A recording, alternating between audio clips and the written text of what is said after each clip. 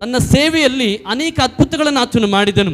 ಕೂಡರನ್ನ ಸ್ವಸ್ಥ ಮಾಡಿದನು, ಕುಂಟರು ನಡೆಯುವಂತೆ ಮಾಡಿದನು, ಸತ್ತವರನ್ನು ಆತನು ಎಬ್ಬಿಸಿದನು, ಕುಷ್ಠರೋಗಿಗಳನ್ನು ವಾಸಿ ಮಾಡಿದನು, ಏನೆಲ್ಲ ಅದ್ಭುತ ಕಾರ್ಯಗಳನ್ನು ಆತನು ಮಾಡಿದನು.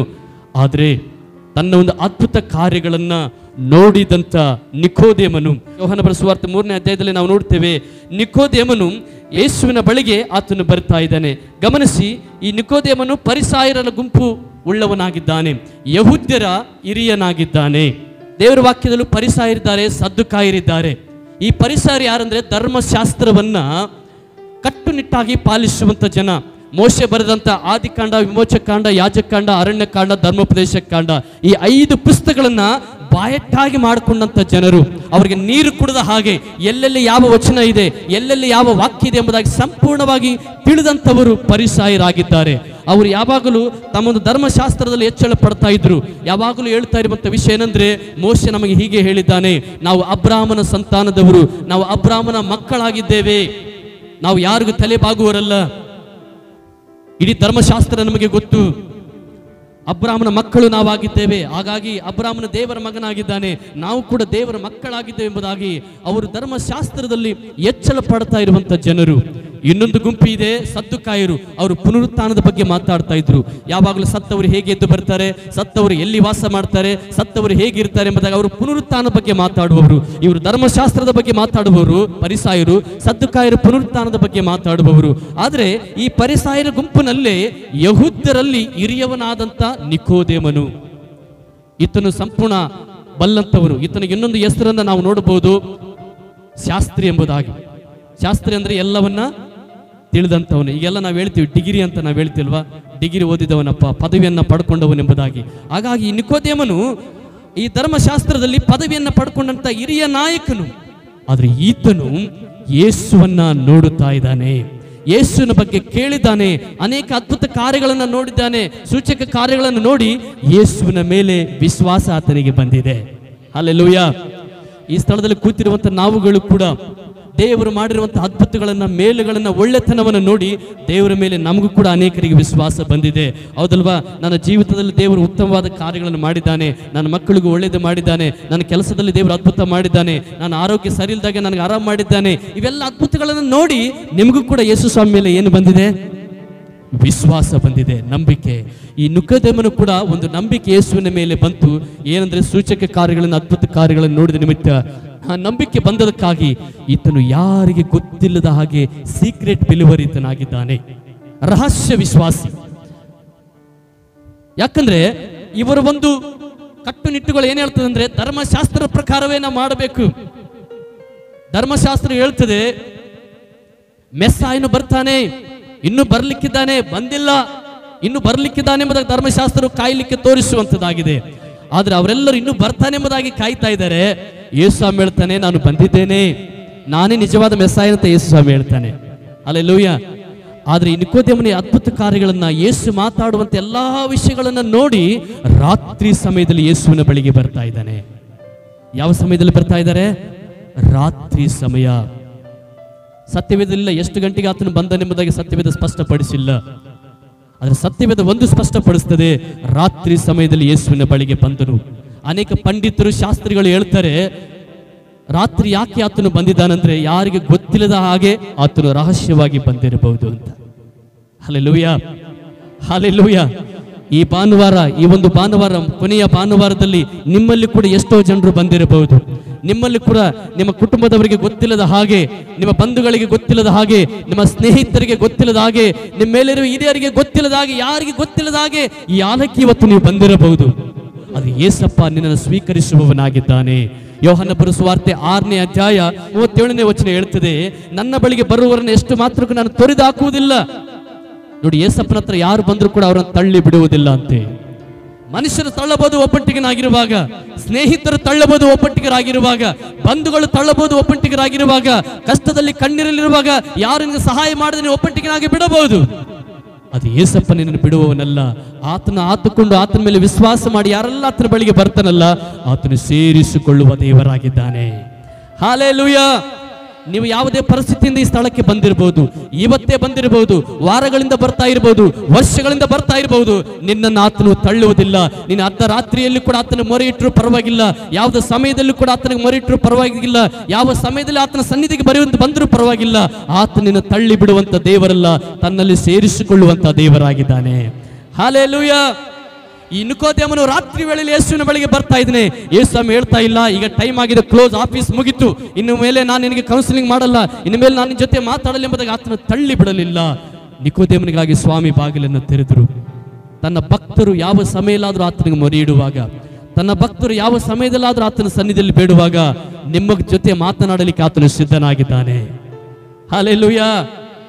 ಅದು ರಾತ್ರಿ ಆಗಿರ್ಬೋದು, ಹಗಲಾಗಿರ್ಬೋದು, ಯಾವಾಗ ಸಮಯ ಆಗಿರ್ಬೋದು, ಆತನು ಮಾತನಾಡಲಿಕ್ಕೆ ಸಿದ್ಧನಾಗಿದ್ದಾನೆ. ಪ್ರಿಯರೇ, ಈ ನಿಕೋದೇಮನು ಯೇಸುವಿನ ಹತ್ರ ರಾತ್ರಿ ಸಮಯದಲ್ಲಿ ಬಂದು ಹೇಳ್ತಾ ಇದ್ದಾನೆ, ಸ್ವಾಮಿ ನೀನು ಒಳ್ಳೆಯ ಬೋಧಕನಾಗಿದೀಯ, ನೀನು ಒಳ್ಳೆಯ ಬೋಧಕನು, ಒಳ್ಳೆ ಮಾತುಗಳನ್ನೇ ಹೇಳ್ತೀಯ, ಅನೇಕ ಅದ್ಭುತ ಕಾರ್ಯಗಳನ್ನ ಮಾಡ್ತೀಯ, ನೀನು ಒಳ್ಳೆಯವನಾಗಿದ್ದಿ ಎಂಬುದಾಗಿ ಯೇಸುವಿಗೆ ಹೊಗಳುವಾಗ ಯೇಸು ಸ್ವಾಮಿ ಹೇಳ್ತಾನೆ, ನಾನು ಒಳ್ಳೆಯವನಂತ ಬೋಧಕನಂತ ಮಾತ್ರ ನೀನು ತಿಳ್ಕೋಬೇಡ. ನಿಕೋದೇಮ ತಿಳ್ಕೊಂಡು ಏನಂದ್ರೆ ಒಳ್ಳೆಯವನು ಯೇಸು ಸ್ವಾಮಿ, ಒಳ್ಳೆ ಬೋಧಕನು. ಇವತ್ತು ಅನೇಕರು ಕೂಡ ನಾವು ತಿಳ್ಕೊಂಡಿದ್ದೇವೆ ಯೇಸು ಸ್ವಾಮಿ ಆತನು ಒಳ್ಳೆಯವನಾಗಿದ್ದಾನೆ, ಎಲ್ಲರಲ್ಲಿ ಒಬ್ಬನು, ಎಲ್ಲಾ ದೇವರುಗಳಲ್ಲಿ ಒಬ್ಬ ದೇವರು, ಎಲ್ಲರಿಗಿಂತ ಒಳ್ಳೆಯವನು. ಒಳ್ಳೆ ಮಾತುಗಳನ್ನು ಹೇಳ್ತಾನೆ, ಸತ್ಯವೇದದಲ್ಲಿ ಒಳ್ಳೆ ಮಾತುಗಳನ್ನು ಹೇಳ್ತಾನೆ, ಎಷ್ಟು ಅದ್ಭುತಗಳನ್ನು, ಎಷ್ಟು ಮೇಲುಗಳನ್ನು ಮಾಡ್ತಾನೆ, ಒಳ್ಳೆಯವನಂತ ನಾವು ತಿಳ್ಕೊಂಡಿರ್ತೇವೆ. ಈ ನಿಕೋದೇಮನು ಕೂಡ ಹಾಗೆ ತಿಳ್ಕೊಂಡು ಬಂದು ಹೇಳ್ತಾ ಇದ್ದಾನೆ, ಆತನಿಗೆ ಗುರುವೇ, ನೀನು ದೇವರ ಕಡೆಯಿಂದ ಬಂದ ಬೋಧಕನೆಂದು ಬಲ್ಲೆನು, ನೀನು ಮಾಡುವಂತ ಈ ಸೂಚಕ ಕಾರ್ಯಗಳು ದೇವರ ಸಹಾಯವಿಲ್ಲದೆ ಮಾಡುವುದು ಯಾರಿಂದಲೂ ಆಗುವುದಿಲ್ಲ ಎಂದು ಹೇಳ್ತಾ ಇದ್ದಾನೆ. ಯೇಸು ಹತ್ರ ಏನ್ ಹೇಳ್ತಾ ಇದ್ದಾನೆ ಗೊತ್ತಾ? ಸ್ವಾಮಿ ನೀನು ಒಳ್ಳೆ ಬೋಧಕನು, ಗುಡ್ ಟೀಚರ್, ಒಳ್ಳೆ ಬೋಧಕನು. ಹಲ್ಲೆಲೂಯಾ. ಇವತ್ತು ಅನೇಕರು ಯೇಸು ಸ್ವಾಮಿನ ತಿಳ್ಕೊಂಡಿದ್ದು ಒಳ್ಳೆಯವನು, ಬರೀ ಒಳ್ಳೆಯವನಷ್ಟೇ, ಒಳ್ಳೆ ಮಾತುಗಳನ್ನು ಹೇಳ್ತಾರಪ್ಪ, ಒಳ್ಳೆ ಕಾರ್ಯಗಳನ್ನು ಮಾಡ್ತಾನೆ, ಏನ್ ಸಮಸ್ಯೆ ಇದ್ರು ಬಿಡುಗಡೆ ಮಾಡ್ತಾನೆ. ಹೌದು, ಅಷ್ಟು ಮಾತ್ರಕ್ಕೆ ನಾವು ತಿಳ್ಕೊಂಡಿದ್ದೇವೆ. ಈ ನಿಕೋದೇಮನು ಕೂಡ ಅಷ್ಟೇ ತಿಳ್ಕೊಂಡು ಯೇಸುವಿನ ಹತ್ರ ಬರ್ತಾ ಇದ್ದಾನೆ. ಆದ್ರೆ ಸ್ವಾಮಿ ಬೇರೆ ಟಾಪಿಕ್ ಅನ್ನು ಮಾತಾಡ್ತಾ ಇದ್ದಾನೆ. ಯೇಸುವಿಗೆ ಕೇಳಿದ್ದು, ಸ್ವಾಮಿ ನೀನು ಒಳ್ಳೆ ಬೋಧಕನು, ಎಲ್ಲ ಒಳ್ಳೆದನ್ನ ಮಾಡುವವನು ಎಂಬುದಾಗಿ ಕೇಳುವಾಗ ಸ್ವಾಮಿ ಹೇಳ್ಬೇಕಾಗಿತ್ತು, ಹೌದು ನಾನು ಒಳ್ಳೆಯವನಾಗಿದ್ದೇನೆ, ಹೌದು ನಾನು ಎಲ್ಲರಿಗೂ ಒಳ್ಳೆದನ್ನ ಮಾಡ್ತೀನಿ ಎಂಬುದಾಗಿ ಹೇಳ್ಬೇಕಾಗಿತ್ತು. ಸ್ವಾಮಿ ಹಾಗೆ ಹೇಳಿಲ್ಲ. ನಿಕೋದೇಮ, ಇನ್ನು ಹಳೇ ಜೀವಿತದಲ್ಲಿ ನೀನಿದೀಯಾ, ಇನ್ನು ಶಾರೀರಿಕವಾಗಿ ಹುಟ್ಟುವುದರಲ್ಲಿ ನೀನಿದೀಯಾ, ನಿನ್ನ ಜೀವನ ಇನ್ನೂ ಹಳೆ ಸ್ಥಿತಿಯಲ್ಲಿ ಇದೆ, ಆದ್ರೆ ಇನ್ನು ಹೊಸದಾಗಿ ಹುಟ್ಟಬೇಕಾಗಿದೆ. ನೋಡಿ, ಯೇಸು ಸ್ವಾಮಿ ಇಲ್ಲಿ ಮಾತಾಡ್ತಾ ಇದ್ದಾನೆ, ನಾನು ನಿನಗೆ ನಿಜವಾಗಿ ಹೇಳುತ್ತೇನೆ, ಒಬ್ಬನು ಹೊಸದಾಗಿ ಹುಟ್ಟದಿದ್ದರೆ ಅವನು ದೇವರ ರಾಜ್ಯವನ್ನ ಕಾಣಲಾರನು ಅಂದನು. ನೋಡಿ, ನಿಕೋದೇಮನ ಕೇಳಿದ ಟಾಪಿಕ್ ಬೇರೆ, ಯೇಸು ಸ್ವಾಮಿ ಮಾತಾಡುವಂತ ವಿಷಯ ಬೇರೆ. ನೋಡಿ, ನಿಕೋದೇಮನು ಯೇಸುವನ್ನ ಹೊರಗಡೆ ನೋಡ್ತಾ ಇದ್ದಾನೆ, ಯೇಸಪ್ಪ ಒಳಗಡೆ ನೋಡ್ತಾ ಇದ್ದಾನೆ. ನಿಕೋದೇಮನು ಒಳ್ಳೆಯವನಂತ ಮೇಲೆ ನೋಡ್ತಾ ಇದ್ದಾನೆ, ಯೇಸು ಸ್ವಾಮಿ ಎಷ್ಟು ಆತನ ಬಗ್ಗೆ ತಿಳ್ಕೊಂಡಿದ್ದಾನೆ ಎಂಬುದಾಗಿ ಒಳಗಡೆ ಹೃದಯವನ್ನ ನೋಡ್ತಾ ಇದ್ದಾನೆ. ಹಲ್ಲೆಲೂಯಾ. ಯಾವಾಗ ಆತನ ಹೃದಯವನ್ನು ಯೇಸು ಸ್ವಾಮಿ ನೋಡಿದನು, ಆತನ ಬರೀ ಒಳ್ಳೆಯವನು ಮಾತ್ರ ತಿಳ್ಕೊಂಡಿದ್ದ, ಎಲ್ಲ ಬೋಧಕರಲ್ಲಿ ಒಬ್ಬ ಒಳ್ಳೆ ಬೋಧಕನಂತ ತಿಳ್ಕೊಂಡಿದ್ದ. ಎಲ್ಲರೂ ಮಾಡೋ ಒಳ್ಳೆ ಕಾರ್ಯಗಳಲ್ಲಿ ಈತನು ಅವ್ರಿಗಿಂತ ಹೆಚ್ಚಾಗಿ ಒಳ್ಳೇದು ಮಾಡ್ತಾನಂತ ತಿಳ್ಕೊಂಡಿದ್ದ. ಆದ್ರೆ ಯೇಸು ಸ್ವಾಮಿ ಒಳ್ಳೆ ಬೋಧಕನು ಮಾತ್ರ ಅಷ್ಟಲ್ಲ ರೀ, ಆತನು ಸೃಷ್ಟಿಕರ್ತನಾಗಿದ್ದಾನೆ. ಹಲ್ಲೆಲೂಯಾ. ಎಲ್ಲವನ್ನ ಸೃಷ್ಟಿ ಮಾಡಿದವನು. ಯೋಹಾನ ಬರೆದ ಸುವಾರ್ತೆ 1ನೇ ಅಧ್ಯಾಯದಲ್ಲಿ ಹೇಳ್ತದೆ, ಆತನಿಲ್ಲದೆ ಒಂದಾದರೂ ಉಂಟಾಗಲಿಲ್ಲ. ಈ ಭೂಮಿಯಲ್ಲಿ ಸೃಷ್ಟಿಯಲ್ಲಿ ನೋಡ್ತಾ ಇರುವಂತಹ ಸಕಲ ಕಾರ್ಯಗಳಲ್ಲಿ ಯೇಸು ಸ್ವಾಮಿ ಇಲ್ಲದೆ ಒಂದು ಕೂಡ ಸೃಷ್ಟಿಯಾಗಿಲ್ಲ ಅಂತ ವಾಕ್ಯ ಹೇಳುತ್ತೆ. ಅಂದ್ರೆ ಇದರ ಅರ್ಥ ಆತನು ಸೃಷ್ಟಿಕರ್ತನಾಗಿದ್ದಾನೆ. ಹಲ್ಲೆಲೂಯಾ. ಆದ್ರೆ ನಿಕೋದೇಮನ ಯೇಸುವನ್ನ ದೈವತ್ವದಲ್ಲಿ ಆತನು ನೋಡ್ತಾ ಇಲ್ಲ, ಒಬ್ಬ ಬೋಧಕನಾಗಿ ನೋಡ್ತಾ ಇದ್ದಾನೆ.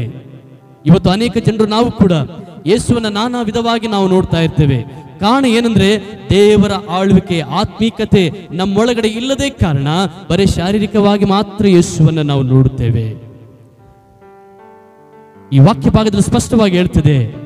ಸ್ವಾಮಿ ಹೇಳ್ತಾ ಇದ್ರೆ, ನಿಕೋದೇಮನೆ, ಒಬ್ಬನು ಹೊಸದಾಗಿ ಹುಟ್ಟದಿದ್ರೆ ದೇವರ ರಾಜ್ಯವನ್ನ ಕಾಣಲಕ್ಕಾಗಲ್ಲ. ನನ್ನ ರಾಜ್ಯವನ್ನ ನೀನು ನೋಡಿಲ್ಲ, ನನ್ನ ರಾಜ್ಯ ಇಲ್ಲಿದ್ದ ಹಾಗೆ ಅಲ್ಲ, ನನ್ನ ರಾಜ್ಯ ಆತ್ಮೀಕ ರಾಜ್ಯ. ಯೇಸಪ್ಪನ ರಾಜ್ಯ ಆತ್ಮಿಕವಾಗಿರುವಂತ ರಾಜ್ಯ. ನೋಡಿ, ಒಂದು ರಾಜ್ಯ ಎಂಬುದಾಗಿ ನೋಡುವಾಗ ಅಲ್ಲಿ ಒಬ್ಬ ಅಧಿಕಾರಿ ಇರ್ತಾನೆ, ಅಲ್ಲಿ ಒಂದು ಆಳ್ವಿಕೆ ಇರ್ತದೆ, ಅಲ್ಲಿ ಒಂದು ನಿಯಮಗಳಿರ್ತವೆ, ಅಲ್ಲಿ ಅನೇಕ ಕಾರ್ಯಗಳು ನಡೀತವೆ. ಆದ್ರೆ ಯೇಸು ಸ್ವಾಮಿ ಹೇಳಿದಂತ ರಾಜ್ಯ ಯಾವುದಂದ್ರೆ ಆತ್ಮಿಕವಾದಂತ ರಾಜ್ಯ. ಹಲ್ಲೆಲೂಯಾ. ಅದು ಹೃದಯದಲ್ಲಿ ಆಳುವಂತ ರಾಜ್ಯ. ನಮ್ಮ ಹೃದಯದಲ್ಲಿ ಇರುವಂತ ರಾಜ್ಯ ಯೇಸು ಸ್ವಾಮಿ ಆಳ್ವಿಕೆಗೆ ಒಪ್ಪಿಸಿಕೊಡುವಂತ ರಾಜ್ಯ. ನಿಕೋದೇಮನು ಯೇಸುವಿನ ಆಳ್ವಿಕೆಗೆ ಒಪ್ಪಿಸಿಕೊಟ್ಟಿಲ್ಲ, ಆದ್ರೂ ವಿಶ್ವಾಸಿ. ನೋಡಿ ಎಂತ ವಿಶ್ವಾಸಿ ಅಂದ್ರೆ, ಅದೇ ಯೋಹಾನ 19:39 ನಾವು ನೋಡ್ತೇವೆ. ಯೇಸು ಸ್ವಾಮಿ ಶಿಲುಬೆ ಮೇಲೆ ಪ್ರಾಣ ಕೊಟ್ಟ ಮೇಲೆ ಸಮಾಧಿಗೆ ಇಡಲಿಕ್ಕೆ ಹೋಗುವಾಗ ಆತನ ದೇಹದ ಜೊತೆ ಹೋಗಿ ದ್ರವ್ಯಗಳನ್ನ, ಸುಗಂಧವಾದಂತ ತೈಲಗಳನ್ನು ತೆಗೆದುಕೊಂಡೋಗಿ ಆತನನ್ನು ಸಮಾಧಿ ಮಾಡಿದಂತ ವ್ಯಕ್ತಿ ನಿಕೋದೇಮ. ಅಂದ್ರೆ ಯೇಸುವನ ಹಿಂಬಾಲಕನು ಮಾತ್ರ ಆಗಿದ್ದಾನೆ ಹೊರತು ಯೇಸುವನ್ನ ಆಳ್ವಿಕೆಗೆ ತನ್ನನ್ನು ಒಪ್ಪಿಸಿಕೊಟ್ಟಿಲ್ಲ. ಯೇಸುವನ್ನು ಹಿಂಬಾಲಿಸ್ತಾ ಇದ್ದಾನೆ, ಯೇಸುವನ್ನ ಪ್ರೀತಿಸ್ತಾ ಇದ್ದಾನೆ. ಅದಕ್ಕೆ ರಾತ್ರಿ ಸಮಯದಲ್ಲಿ ಯೇಸುವಿನ ಬಳಿಗೆ ಬಂದ, ಆದ್ರೆ ಆತನ ರಾಜ್ಯಕ್ಕೆ, ಆಳ್ವಿಕೆಗೆ ಆತನನ್ನ ಒಪ್ಪಿಸಿಕೊಟ್ಟಿಲ್ಲ. ಯೇಸು ಸ್ವಾಮಿ ಹೇಳ್ತಾನೆ, ನಿಕೋದೇಮ, ಹೊಸದಾಗಿ ನೀನು ಹುಟ್ಟಬೇಕಾಗಿದೆ, ನೀನು ಮತ್ತೆ ಹುಟ್ಟು ಬರಬೇಕಾಗಿದೆ. ಹಲ್ಲೆಲೂಯಾ. ದೇಹದಿಂದ ಹುಟ್ಟಿದ್ದು ದೇಹವೇ, ಆತ್ಮದಿಂದ ಹುಟ್ಟಿದ್ದು ಆತ್ಮವೇ. ನೀನು ದೇಹದಿಂದ ಮಾತ್ರ ಹುಟ್ಟಿದೀಯ ತಾಯಿ ಗರ್ಭದಲ್ಲಿ, ಆದ್ರೆ ನನ್ನಲ್ಲಿ ನೀನು ಹುಟ್ಟು ಬರಬೇಕು. ನೀನು ನನ್ನ ರಾಜ್ಯ ನೋಡ್ಬೇಕು, ನನ್ನ ಆಳ್ವಿಕೆ ನಾನು ನೋಡ್ಬೇಕು, ನಾನು ನಿನ್ನ ಒಳಗಡೆ ವಾಸ ಮಾಡೋದನ್ನ ನೋಡ್ಬೇಕು, ನನ್ನ ಆತ್ಮಿಕ ರಾಜ್ಯವನ್ನ ನೀನು ನೋಡ್ಬೇಕಾದ್ರೆ ನನ್ನಲ್ಲಿ ನೀನು ಹುಟ್ಟಿ ಬರಬೇಕಾಗಿದೆ ಎಂಬುದಾಗಿ ಹೇಳ್ತಾ ಇದ್ದಾನೆ. ಹಲ್ಲೆಲೂಯಾ. ಹಾಗಾದ್ರೆ ಹೇಗೆ ಹುಟ್ಟಿ ಬರಬೇಕು? ನಿಕೋದೇಮನು ಹೇಳ್ತಾನೆ, ತಾಯಿ ಹೊಟ್ಟೆಲಿ ಒಂದು ಮಗು ಹುಟ್ಟಿ ಬೆಳೆದು ದೊಡ್ಡವನಾದ ಮೇಲೆ ಮತ್ತೆ ಹೋಗಿ ತಾಯಿ ಹೊಟ್ಟೆಲಿ ಹುಟ್ಲಕ್ಕಾಗುತ್ತಾ? ಯೇಸು ಸ್ವಾಮಿ ಹೇಳ್ತಾ ಇದ್ದಾನೆ, ಯಹೂದ್ಯರ ಬೋಧಕನಾಗಿದೆ, ನಿನಗೆ ಗೊತ್ತಿಲ್ವಾ ಈ ವಿಷಯ? ಯಹೂದ್ಯರ ಬೋಧಕನಾಗಿದೆ, ನಿನಗೆ ಗೊತ್ತಿಲ್ವಾ? ಗಮನಿಸಿ, ಆತ್ಮಿಕ ವಿಷಯಗಳನ್ನ ತಿಳ್ಕೊಳ್ಳುವಂಥದ್ದೇ ಯೇಸು ಸ್ವಾಮಿ ನಮ್ಮಲ್ಲಿ ಬಯಸುವನಾಗಿದ್ದಾನೆ. ಹಲ್ಲೆಲೂಯಾ. ನಾವು ದೇವರನ್ನು ಭಕ್ತಿ ಮಾಡಿ, ವಿಶ್ವಾಸ ಮಾಡಿ, ಪ್ರಾರ್ಥನೆ ಮಾಡಿ, ಆರಾಧನೆ ಮಾಡಿ, ವಾರಗಟ್ಟಲೆ ಸಭೆಗೆ ಬರುವುದಕ್ಕಿಂತ ಯೇಸು ಸ್ವಾಮಿ ನಮ್ಮಲ್ಲಿ ನೋಡುವಂಥದ್ದು ಆತನನ್ನು ಎಷ್ಟಾಗಿ ನಮ್ಮ ಹೃದಯದಲ್ಲಿ ಆಹ್ವಾನ ಮಾಡ್ತಾ ಇದ್ದೇವೆ, ಆತನ ರಾಜ್ಯ ಎಷ್ಟು ನಮ್ಮ ಒಳಗಡೆ ಬರ್ತಾ ಇದೆ. ನೋಡಿ, ಆತನ ರಾಜ್ಯ ನೀತಿಯ ರಾಜ್ಯ, ಸಮಾಧಾನದ ರಾಜ್ಯ, ಪರಿಶುದ್ಧತೆ ರಾಜ್ಯ. ಆ ರಾಜ್ಯ ನಮ್ಮ ಒಳಗಡೆ ಬರುವಾಗ ಸಂಪೂರ್ಣವಾಗಿ ನಾವು ನೂತನವಾಗುತ್ತೇವೆ. ಇವತ್ತು ಎಷ್ಟು ಜನ ನೂತನವಾಗಿದ್ದೀವಿ? ನಾವು ಆರಾಧನೆ ಮಾಡ್ತೇವೆ, ಪ್ರಾರ್ಥನೆ ಮಾಡ್ತೇವೆ, ದೇವರನ್ನು ಸೇವಿಸ್ತೇವೆ, ಆದರೆ ಅದೇ ಹಳೆಯ ಭಾವನೆಗಳು ಇದೆ. ಇದರ ಅರ್ಥ ಒಳಗಡೆ ಯೇಸುವಿನ ರಾಜ್ಯಕ್ಕೆ ನಮ್ಮನ್ನು ಒಪ್ಪಿಸಿಕೊಟ್ಟಿಲ್ಲ ಅಂತ ಅರ್ಥ. ನಿಕೋದೇಮನು ಯೇಸುವನ್ನು ಪ್ರೀತಿಸುವಂತ ವ್ಯಕ್ತಿ, ಯೇಸುವನ್ನು ಹಿಂಬಾಲಿಸುವಂತ ವ್ಯಕ್ತಿ, ಆದರೆ ಒಳಗಡೆ ದೇವರ ರಾಜ್ಯಕ್ಕೆ ಒಪ್ಪಿಸಿಕೊಟ್ಟಿಲ್ಲ, ದೇವರ ಆಳ್ವಿಕೆ ಒಳಗಡೆ ಇಲ್ಲ. ಅದಕ್ಕೆ ದೇವರ ವಾಕ್ಯ ಹೇಳ್ತದೆ, ನಿನ್ನ ಮನಸ್ಸಿದ್ದಲ್ಲಿ ನಿನ್ನ ಗಂಟು ಇರುತ್ತದೆ. ನೋಡಿ, ನಿಕೋದೇಮನ ಹೊರಗಿನ ವಿಷಯದಲ್ಲಿ ಮಾತ್ರ ಆತನ ಅನುಭವ ಇದೆ, ದೇವರ ಆತ್ಮನ ವಿಷಯಗಳಲ್ಲಿ ಅನುಭವ ಇಲ್ಲ. ಅದಕ್ಕೆ ಹೇಳ್ತಾ ಇದ್ದೇನೆ, ನೀನು ಹೊಸದಾಗಿ ಹುಟ್ಟಬೇಕು ನಿಕೋದೇಮನೇ. ನೀನು ಹೊಸದಾಗಿ ಹುಟ್ಟಿಲ್ಲ ಅಂದ್ರೆ ನನ್ನ ರಾಜ್ಯ ನೀನು ನೋಡಕ್ಕೆ ಆಗಿಲ್ಲ. ಎಷ್ಟು ಜನಕ್ಕೆ ಆಸೆ, ದೇವರ ರಾಜ್ಯ ನನ್ನ ಒಳಗಡೆ ನಾನು ನೋಡಬೇಕು, ದೇವನ ರಾಜ್ಯವನ್ನು ಅಲ್ಲೋನು చూడాలి. దేవుని రాజ్యం అంటే ఇక్కడ చెప్పబడిన రాజ్యం అంటే ఆయన నడిపింపుదల, ಆತನ ಆಳ್ವಿಕೆ, ನೀತಿಯ ಆಳ್ವಿಕೆ, ಪರಿಶುದ್ಧತೆಯ ಆಳ್ವಿಕೆ, ದೇವರ ಆತ್ಮನಿಂದ ನಡೆಸಲ್ಪಡುವಂತ ಆಳ್ವಿಕೆಯ ರಾಜ್ಯ. ಹಲ್ಲೆಲೂಯಾ. ನಿಕೋದೇಮನು ಹೇಳಿದ, ಸ್ವಾಮಿ ಹೇಗೆ ಹುಟ್ಟುವುದು? ನಿನಗೆ ಗೊತ್ತಿಲ್ವಾ? ಒಬ್ಬನು ನೀರಿನಿಂದ ಆತ್ಮನಿಂದ ಹುಟ್ಟದ ಹೋದ್ರೆ ದೇವರ ರಾಜ್ಯವನ್ನ ಕಾಣಕ್ಕಾಗಲ್ಲ. ನೀನು ತಾಯಿ ಗರ್ಭದಲ್ಲಿ ಹುಟ್ಟುವಾಗ ನೀರಿಂದ ಹುಟ್ಟಿದೀಯ, ನೀನು ಪಿಂಡವಾಗಿರುವಾಗ ನಿನ್ನ ಸುತ್ತಲೂ ನೀರು ಇತ್ತು, ಆ ನೀರಿನಿಂದ ಜನ್ಮವನ್ನ ತಾಳಿದೆಯಾ. ಆ ನೀರು ಇಲ್ಲಂದ್ರೆ ನೀನು ಹುಟ್ಟಕ್ಕಾಗಲ್ಲ, ಆ ನೀರೇ ಕಾಪಾಡುವಂಥದ್ದಾಗಿದೆ. ಇಲ್ಲಿ ನಾವು ನೋಡ್ತೀವಿ, ಆ ನೀರು ಮಗುವನ್ನ ಪ್ರೊಟೆಕ್ಷನ್ ಮಾಡ್ತದೆ. ಅದಕ್ಕೆ ಯೇಸು ಸ್ವಾಮಿ ಹೇಳ್ತಾನೆ, ನೀನು ಮತ್ತೆ ಹುಟ್ಟು ಬರ್ಬೇಕಾದ್ರೆ ಮತ್ತೆ ನೀರು ನಿನಗೆ ಬೇಕು. ಏನು ಬೇಕು ನಿನಗೆ? ನೀರು ಬೇಕು. ಏನು ಆ ನೀರು? ದೇವರ ವಾಕ್ಯದಲ್ಲಿ ನೀರು ಎರಡಕ್ಕೆ ಸೂಚನೆ ಆಗಿದೆ, ಒಂದು ವಾಕ್ಯಕ್ಕೆ, ಒಂದು ದೀಕ್ಷಾ ಸ್ಥಾನಕ್ಕೆ. ಆಮೆನ್. ನೀನು ಮತ್ತೆ ದೇವರಲ್ಲಿ ಹುಟ್ಟು ಬರಬೇಕಾದ್ರೆ ನೀರಿನ ಬಳಿಗೆ ಹೋಗ್ಬೇಕು. ಆ ನೀರಿಂದ ಮತ್ತೆ ನೀನು ಹುಟ್ಟು ಹೊರಗಡೆ ಬರಬೇಕಾಗಿದೆ.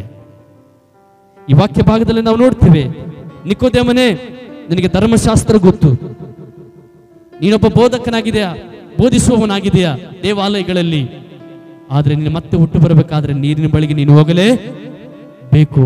ತಕ್ಷಣ ಆ 3ನೇ ಅಧ್ಯಾಯ ಮುಂದೆ ನಾವು ನೋಡ್ತೀವಿ, 22ನೇ ವಚನದಲ್ಲಿ ನಾವು ನೋಡ್ತೇವೆ, ಅಲ್ಲಿಂದ ಸ್ನಾನಿಕನಾದ ಯೋಹಾನನು ಪ್ರಾರಂಭ ಮಾಡಿದನು, ದೇವರ ಕಡೆ ತಿರುಗಿಕೊಳ್ಳಿರಿ, ಪಶ್ಚಾತ್ತಾಪ ಹೊಂದಿರಿ. ನೋಡ್ರಿ, ಅದ್ರ ಕೆಳಗಡೆ 22ನೇ ವಚನ ನೋಡ್ತೇವೆ, ಅಲ್ಲಿ ಸ್ನಾನಿಕನಾದ ಯೋಹಾನನ ಕರೆ ಕೊಡ್ತಾ ಇದ್ದಾನೆ. ದೇವರ ರಾಜ್ಯ ಸಮೀಪವಾಗಿತ್ತು, ದೇವರ ಕಡೆ ತಿರುಗಿಕೊಂಡು ಏನ್ ಮಾಡ್ಕೊಳ್ರಿ? ದೀಕ್ಷಾಸ್ನಾನ ಮಾಡಿಸಿಕೊಡ್ರಿ. ಮೇಲೆ ಯೇಸು ಸ್ವಾಮಿ ಹೇಳ್ದ, ಕೆಳಗೆ ಬಂದ ತಕ್ಷಣ ಸ್ಟಾರ್ಟ್ ಆಯ್ತು ದೀಕ್ಷಾಸ್ನಾನ. ಒಬ್ಬನು ನೀರಿನಿಂದ ಆತ್ಮನಿಂದ ಹುಟ್ಟಬೇಕಾಗಿದೆ. ಗಮನಿಸಿ, ಮೊದಲನೇದಾಗಿ ನಾವು ನೋಡ್ತೀವಿ, ಈ ನೀರು ಯಾವುದಕ್ಕೆ ಸೂಚನೆ ಅಂದ್ರೆ ಅದು ದೀಕ್ಷಾಸ್ಥಾನಕ್ಕೆ ಸೂಚನೆ. ದೇವರ ವಾಕ್ಯದಿಂದ ನೀರಿನ ಬಳಿಗೆ ಹೋಗುವಂಥದ್ದು.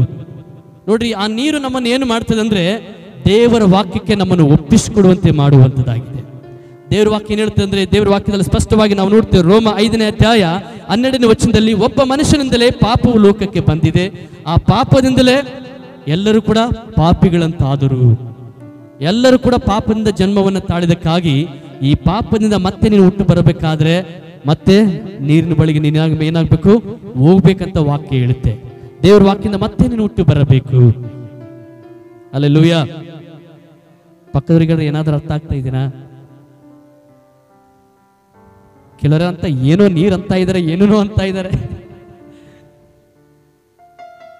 ಬಾಪ್ತಿಸಂ ಹೊಂದಾಲಿ, ಒಬ್ಬನ ನೀರಿನಿಂದ ಹುಟ್ಟಬೇಕಾಗಿದೆ. ಅದಕ್ಕೆ ನಾವು ಕರಿತೀವಿ ದೀಕ್ಷಾಸ್ಥಾನ ಅಂತ. ಹಲ್ಲೆಲೂಯಾ. ಈ ದೀಕ್ಷಾಸ್ಥಾನ ಏನ್ ಮಾಡ್ತಂದ್ರೆ ದೇವರ ಮಾತಿಗೆ ನಮ್ಮನ್ನ ಒಪ್ಪಿಸಲ್ಪಡುತ್ತದೆ. ಮಾರ್ಕ್ 16ನೇ ವಚನ, ನಂಬಿ ದೀಕ್ಷಾಸ್ಥಾನ ಮಾಡಿಸಿಕೊಳ್ಳುವನು ಏನಾಗ್ತಾನೆ? ರಕ್ಷಣೆ. ಯಾವುದರಿಂದ ರಕ್ಷಣೆ ಹೊಂದುತ್ತಾನೆ? ನಿತ್ಯ ನರಕದಿಂದ ರಕ್ಷಣೆಯನ್ನು ಅವನು ಹೊಂದುವನಾಗಿದ್ದಾನೆ. ನಂಬಬೇಕು, ಏಸಪ್ಪ ನನಗೋಸ್ಕರ ಪ್ರಾಣ ಕೊಟ್ಟಿದ್ದಾನೆ, ನನ್ನ ಪಾಪಗಳಿಗಾಗಿ ಶಿಲುಬೆ ಮೇಲೆ ಮೊಳೆಯನ್ನು ಓಡಿಸಿಕೊಂಡಿದ್ದಾನೆ, ನನಗೋಸ್ಕರವಾಗಿ ತನ್ನ ರಕ್ತವನ್ನು ಸುರಿಸಿದ್ದಾನೆ ಎಂಬುದಾಗಿ ಯಾವಾಗ ನಂಬಿ ಆ ನಂಬಿಕೆಯನ್ನು ತೋರಿಸುವುದಕ್ಕಾಗಿ ನೀರಿನ ಬಳಿಗೆ ನಾವು ಹೋಗ್ತೀವೋ, ಆ ನೀರಿಂದ ಹೊರಗಡೆ ಬರುವಾಗ ಹೊಸ ಮನುಷ್ಯರಾಗಿ ನಾವು ಬರುವವರಾಗಿದ್ದೇವೆ. ಹಲ್ಲೆಲೂಯಾ. ಆತನ ಕರುಣೆಯಲ್ಲಿಯೇ ಪುನರ್ಜನ್ಮವನ್ನು ಸೂಚಿಸುವ ಸ್ಥಾನದ ಮೂಲಕವಾಗಿಯೂ, ಪುನರ್ಜನ್ಮವನ್ನು ಸೂಚಿಸುವ ಸ್ಥಾನ ಯಾವ ಸ್ಥಾನ? ಅದು ದೀಕ್ಷಾಸ್ಥಾನ. ಪುನರ್ಜನ್ಮವನ್ನು ಸೂಚಿಸುವ ಸ್ಥಾನದ ಮೂಲಕ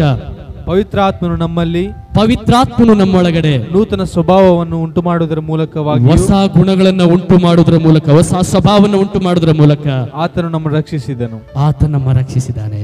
ಜೋರಾಗಿ ಚಪ್ಪಾಳೆ ತಟ್ಟೋಣವಾ? ಜೋರಾಗಿ. ರಕ್ಷಣೆಯನ್ನ ಪಡ್ಕೊಂಡು ದೇವರಿಂದ ಪಾಪ ಪರಿಹಾರ ಪಡ್ಕೊಳ್ಬೇಕಾದ್ರೆ, ಈ ಪುನರ್ಜನ್ಮ ಹುಟ್ಟಬೇಕಾದ್ರೆ ಎಲ್ಲಿ ಹೋಗ್ಬೇಕಂತ ವಾಕ್ಯ ಹೇಳ್ತದೆ? ನೀರಿನ ಬಳಿಗೆ. ಹಲ್ಲೆಲೂಯಾ. ಅಲ್ಲಿ ಹೋದ್ಮೇಲೆ ಏನಾಗುತ್ತೆ? ನಿನಗೋಸ್ಕರ ಪ್ರಾರ್ಥನೆ ಮಾಡಿ ನಿನ್ನಲ್ಲಿ ನೀರಲ್ಲಿ ಮುಳುಗಿಸ್ತಾರೆ. ಯಾವಾಗ ನೀರಲ್ಲಿ ಮುಳಿತೀಯೋ ಹಳೆ ಮನುಷ್ಯ ಇಲ್ಲ, ಹೊರಗಡೆ ಬಂದ ಮೇಲೆ ಹೊಸ ಮನುಷ್ಯ ಎದ್ದು ಬರ್ತಾನೆ. ಹಲ್ಲೆಲೂಯಾ.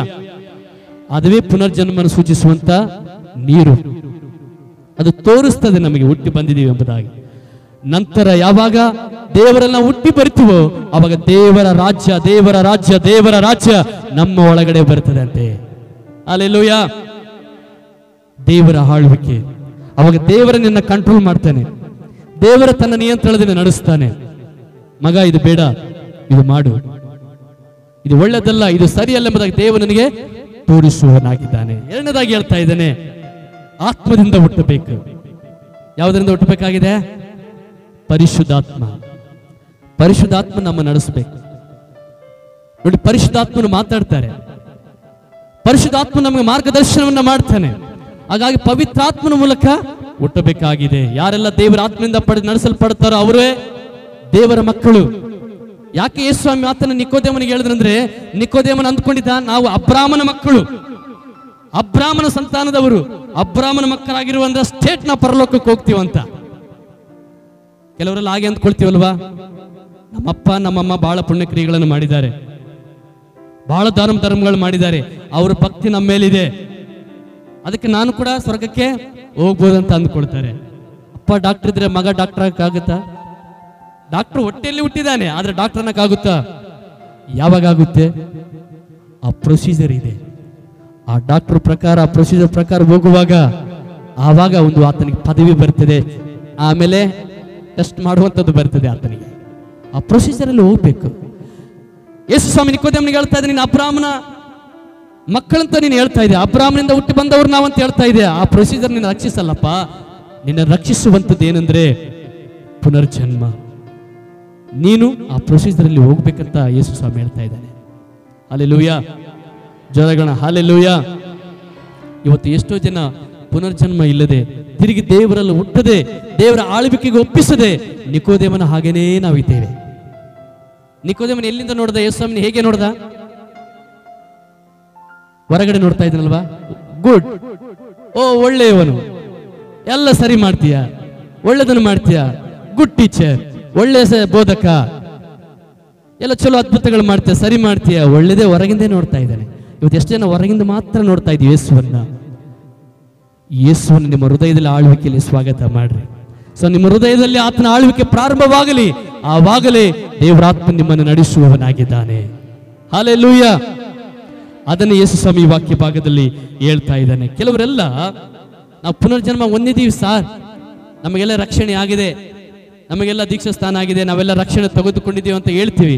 ಸೊ ನಾವು ಕೂಡ ಕೆಲವೊಂದು ಸಾರಿ ಏನಾಗ್ತದೆ ಅಂದ್ರೆ ದೇವರ ಆಳ್ವಿಕೆಗೆ ಒಪ್ಪಿಸದೆ ನಮ್ಮ ಆಳ್ವಿಕೆಯಲ್ಲಿ ನಾವು ಹೋಗ್ತಾ ಇರ್ತೇವೆ. ಅದಕ್ಕೆ ಪೇತ್ರನ ಹೇಳ್ತಾನೆ ನೋಡ್ರಿ, ಮೊದಲನೇ ಪೇತ್ರ 1:23 ವಚನದಲ್ಲಿ, ನಾವು ಪುನರ್ಜನ್ಮವನ್ನು ಹೊಂದಿದೀವಲ್ಲ, ಸಭೆ ದೇವರ ಮಕ್ಕಳೇ, ನಾವು ಪುನರ್ಜನ್ಮವನ್ನು ಹೊಂದಿದೀವಲ್ಲ, ಆತನ ತಕ್ಕ ಹಾಗೆ ನಾವು ಏನ್ ಮಾಡ್ಬೇಕಾಗಿದೆ?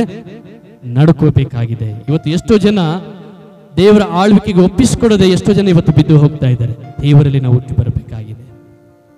ಯಾವ ರೀತಿ ತಾಯಿ ಗರ್ಭದಿಂದ ಹುಟ್ಟಿ ಲೋಕವನ್ನ ನಾವು ನೋಡಿದೆವು, ಅದೇ ರೀತಿ ದೇವರಲ್ಲಿ ಹುಟ್ಟಿರುವಾಗ ದೇವರ ರಾಜ್ಯದ ಆಳ್ವಿಕೆಯನ್ನ ನಮ್ಮ ಒಳಗಡೆ ನಾವು ನೋಡ್ಲಿಕ್ಕಿದ್ದೇವೆ.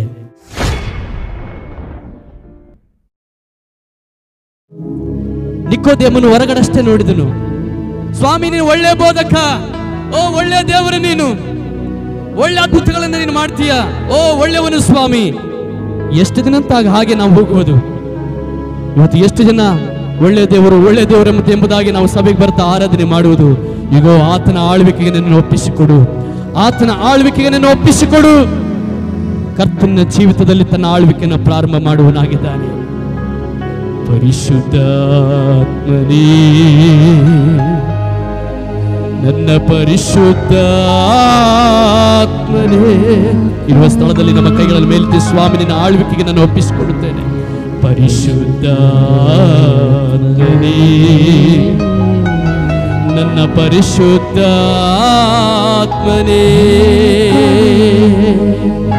ನೆನಪೆಲ್ಲ ನಿನದಾಗಲಿ, ಮಾತೆಲ್ಲ ನಿನದಾಗಲಿ. ಹೇಳುವ, ನೆನಪೆಲ್ಲ ನಿನದಾಗಲಿ, ಮಾತೆಲ್ಲ ನಿನದಾಗಲಿ. ದೀನವೆಲ್ಲ ನನ್ನ ನಡೆಸು, ದೀನವೆಲ್ಲ ನನ್ನ ನಡೆಸು, ನಿಂಚಿತ್ತವ ನೆರವೇರಿಸು. ಹೇಳೋಣ, ಎಸಪ್ಪ ನಿಂಚಿತ್ತ ನನ್ನ ನೆರವೇರಲಿ. ಪರಿಶುದ್ಧಾತ್ಮನೇ, ಪರಿಶುದ್ಧಾತ್ಮನೇ, ನನ್ನ ಪರಿಶುದ್ಧ ಆತ್ಮನೇ, ಪರಿಶುದ್ಧಾತ್ಮನೇ, ನನ್ನ ಪರಿಶುದ್ಧ ಆತ್ಮನೇ. ಇವತ್ತು ದೇವರಿನೊಟ್ಟಿಗೆ ಮಾತನಾಡ್ತಾ ಇದ್ದಾನೆ. ರಕ್ಷಣೆ ನಿನಗೆ ಬೇಕು, ದೀಕ್ಷಾ ಸ್ಥಾನ ನಿನಗೆ ಬೇಕು,